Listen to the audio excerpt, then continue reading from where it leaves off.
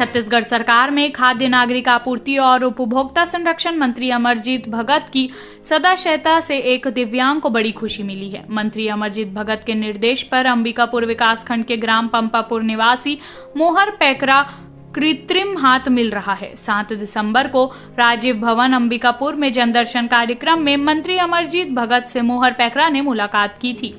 मंत्री अमरजीत भगत ने मोहर पैकरा को स्वेच्छानुदान का चेक प्रदान किया था। उसकी तकलीफ को देखते हुए मंत्री अमरजीत भगत ने तुरंत मोहर पैकरा के अनुरोध को स्वीकार कर लिया और उप संचालक को पत्र लिखा।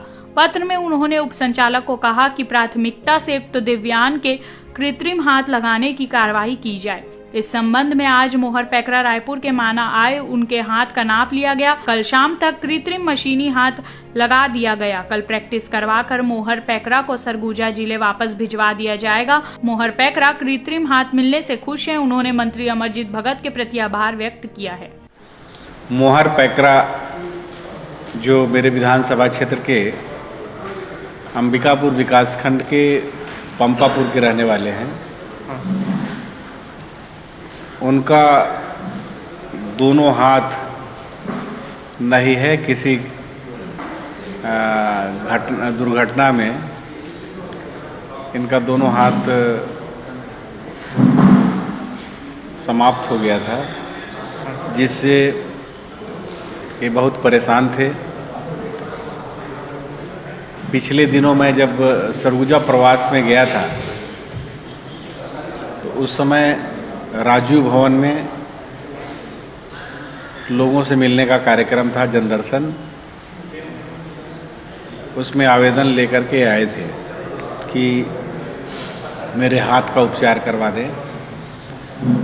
उसी समय जब हम घर आए और किसी सामाजिक संगठन का और प्रशासन का कार्यक्रम रायपुर में होना था, उसके लिए हमने रेफर किया पत्र दे करके। उसमें इनका ट्रीटमेंट हो गया और दोनों हाथ आपके सामने है, बन करके तैयार हो गया है और काफ़ी एक खुश नज़र आ रहा है।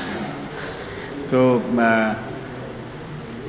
किसी भी व्यक्ति के लिए उसको कृत्रिम अंग भी अगर कोई विकलांग उसको मिल जाए तो उनके जीवन में खुशी लाया जा सकता है।